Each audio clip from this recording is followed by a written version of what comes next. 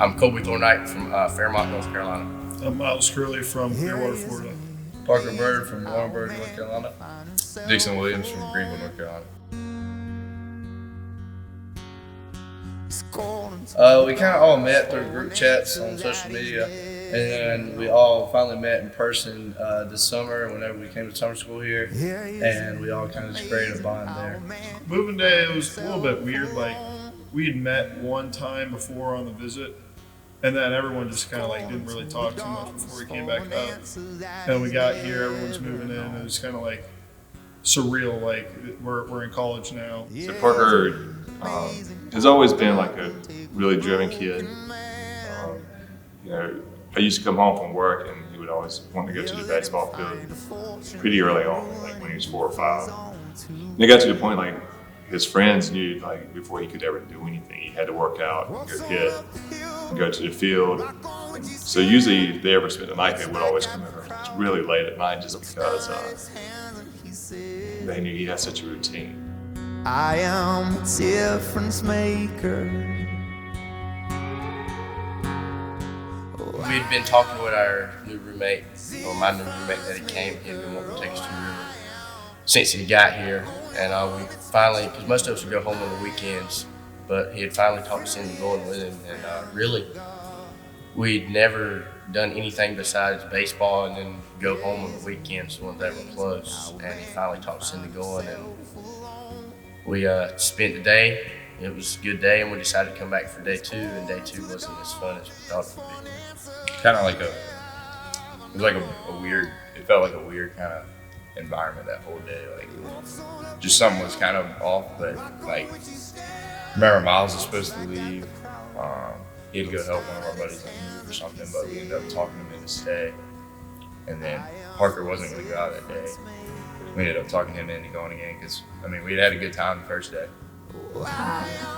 Jeff and I just didn't feel great about it that morning. I'm not really sure. I guess that's the parent intuition kind of kicked in at that moment. We just talked to them. Of course, they're a bunch of 18-year-old kids, and you're not going to tell them, oh, you can't do that because they're off at college. But we just kind of talked to them that morning about be safe. We just heard about a boat accident and where the girl actually was killed in a boat accident. So I think we're a little bit more kind of cautious and just weren't real thrilled about it. But we also were thinking, well, they've worked so hard all month and they're trying to go out and have fun, so they'll be fine. It was like midday, probably like 1 or 2. Dixon and Parker were the first 2 on the raft that day, and they were getting pulled around on the tube, having a good time. And I remember they both got thrown off. So Parker actually got thrown off a little bit harder. Like it was a little bit rough how he got off, but he's coming back to the boat, and not quite sure what happened in between him coming back to the boat and Parker going to get on the boat. But I just remember standing back at the end of the boat, seeing Parker go under. I was like, oh God. Like I have a friend back home, she died in a boating accident. I was like, wow, this did not just happen again. So I see Parker come back up, I immediately jump in. Dixon's in the water, he swims over. It was like he was Michael Phelps. It was unbelievable. And we get Parker up, and I see it was his left leg. His left leg wasn't super bad, like it was cut up and everything, but I was like, ooh, like if this is worse, like we're gonna be fine. And then I get up on the boat and I see his right leg, and that was like the most vivid thing. Like it's still in my brain today, like what it looked like. With Miles in the water pushing him up, I grabbed the life jacket from him on. It's like a white little surface right here, like a little drop down. The only way I would describe it to people was as soon as we pulled his leg up, I mean, it just shot red all over the boat.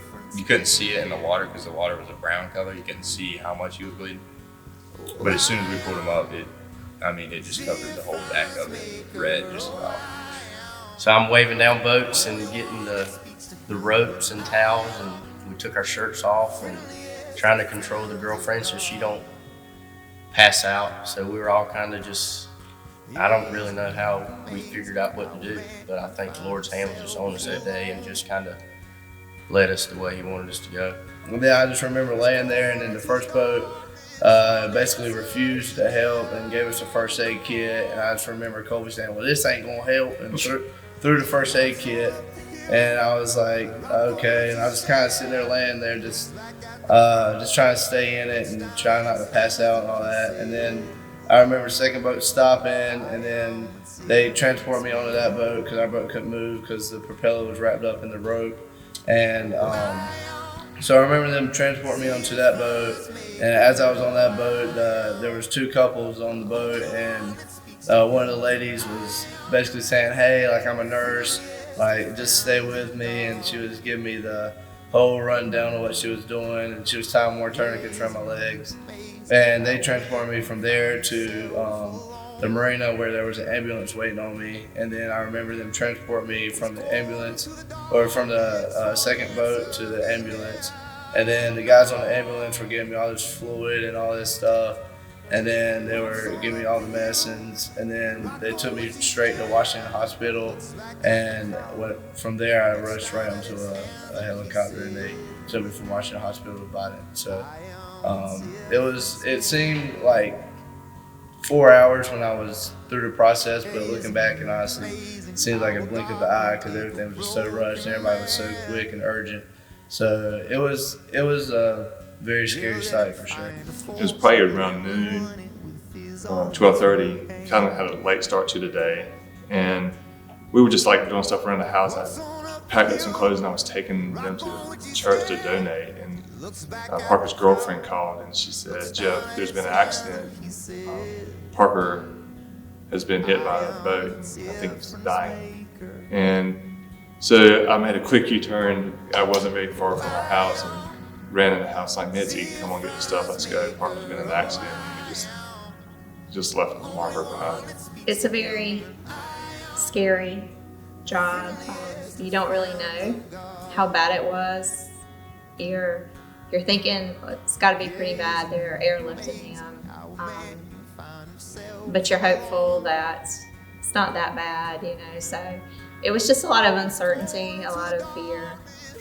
And we were only 40 minutes from the hospital. His parents are 2.5 hours, and they get there about 10 minutes after we do. It seemed like, so we were just, wondering how in the world he got there so fast. But I guess when something happens to your kids, you can make it quick. And I remember them taking me off the ambulance, rushed me into the helicopter, and I just felt this heat just hit me really hard because I think it was a mixture of the heat under the helicopter and just that day it was excruciating hot. So they rushed me onto the helicopter, and as I was on there, the first question they asked me is, "Are you a Jehovah's Witness?" And I was like, "That's kind of irrelevant to this time right now," but I was like, "No, ma'am, I'm not." And she was like, "Okay." And then I just started asking for water because I was really, really dehydrated. And she's like, "No, I'm sorry, we can't give you water." So I was just sitting there wondering, like, why can't you give me water? But later to find out it's because they were about to rush me into surgery. But so I kept on. I didn't really ask too many questions, but I could hear them talking about how bad it was, and I just kind of tried to ignore it. And then I kind of went into this little daze while I was on the helicopter, and my blood pressure I think was 60/30, so it was pretty low. And then I kind of felt this out-of-body experience where I could see my body laying there in the helicopter, which was extremely weird. So looking back, I know I was definitely dying, but I just told myself, you gotta stay awake, because if not, you don't know if you're gonna wake back up. So when we got to the hospital, Coach Godwin and all the people that were on the boat were outside the hospital, and Parker was actually in the operating room when we got here. And so we probably got here around 4:30 or 5, and probably around 9:30 that night, Parker finally came out of surgery. We spoke to the doctors, and they told us kind of what had happened in the operating room, and that they were going to take him to the ICU. So we probably didn't see Parker till maybe 11:30 because they had to move him from post-op to the ICU and get him situated there. So it was really late that night. Well, I think he had 22 surgeries, and he was in the hospital 4 months, and ICU in 2 weeks, stepped down for 2 weeks. So there were a lot of different emotions. I think we were, there was anger, there was sadness, there was hopefulness, we were very thankful that he was alive, even because we realized how close to death he came that day. I feel like if it could have happened to anybody, Parker was probably I wouldn't say the best one that could have happened to, but his mindset makes him, nothing's really going to stop him from getting to his goal. So I've seen that even during the summer, he'd be the one to come hit extra. He'd be the one to come take extra ground balls. And you still see that today, like even after the whole situation, he's still coming to do extra. And I just think his mindset makes him different than a lot of people. It's like he works harder than the guys that have everything. He has a prosthetic and a leg, and he's in here putting in just as much work as anyone else, if not more. And it's really inspiring to me that he's able to be that relentless with his work and try and get that much better every day. And if that would happen to any of us, I don't think we would be as positive as he is today. So, he just keeps great attitude all the time. He would, the muscles were dying, and it would probably shut down his kidneys, and that he would die from that. Or they could go ahead and amputate below the right lower extremity, which Parker always laughs about, but below his knee. And Parker was like, well, there's not really an option there. It's basically amputate or die. So it was probably about a couple of weeks we thought he was going to lose his knee. The doctors let us tell him that. Parker's always had this this mentalness, like with like rankings, like in high school, he was ranked really high. If his rankings would drop, he would write it on his workout board, and he would use that for motivation to get better. Or if somebody would ever like have a negative comment about something, he would put their name on his little mental Rolodex, right? And so Mitzi tells him the day that he's supposed to have his knee amputated, that you won't lose your knee. And I say to him, like, you know what that means? And he's like, no, what does it mean? I said, you probably won't play baseball again. And which was hard for me to say because we knew he needed his knee. So he was, when Jeff said that, he got really upset because it's the first time that, I think it has been told to him, you're not going to play baseball. And he was really upset, and at that moment, he regrets saying that, but he, I told him, I said, look, Parker was crying and upset, and I said, look at me. I said, there's no one that can tell you what you can and cannot do, and no one can put limitations on you. You're going to have to decide for yourself what you can and cannot do and what you want to do. And, no one knows your future, and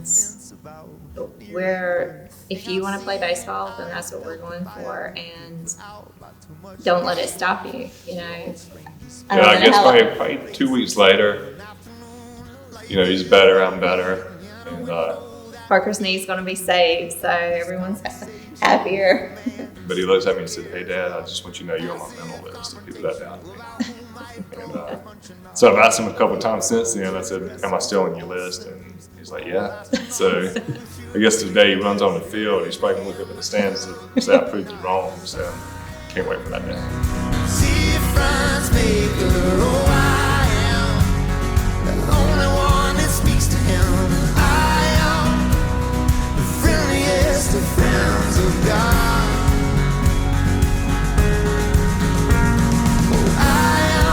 So kind of what's next, and not really dwell on the past and the bad things that happened, just kind of the future and all the things I can do to impact people and just help anybody I can and just be the best version I can of myself. Our motto here is 1% better every day. So that's really just what I try to do. just in my life in general, just to get better every single day, just to get back onto the field and become a better person. So. Friendliest of friends of God.